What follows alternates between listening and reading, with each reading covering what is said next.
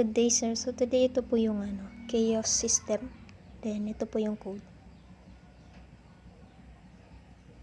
Then na-run po natin. Then mag-add menu muna po tayo. Dito enter natin yung item name. For example, McDo. Then one price. Okay. Then add pa tayo ng Jollibee or Jollibee. Then yung price add natin. Okay, then isa pa po. KFC.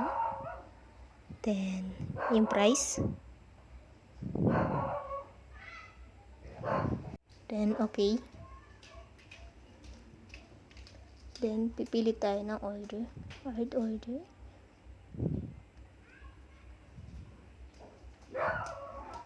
Then yung price and then yung amount paid kung magkano binigay mo.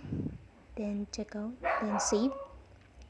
Then dito magano tayo ng files para dun ma-save.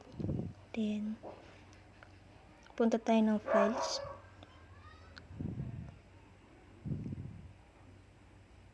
Then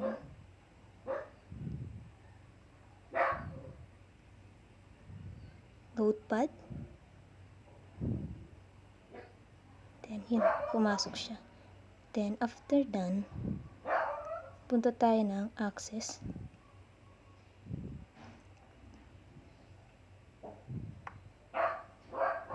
Titingnan natin kung pumasok. Ayan din. Ayan, na ano siya. Then yun lang po.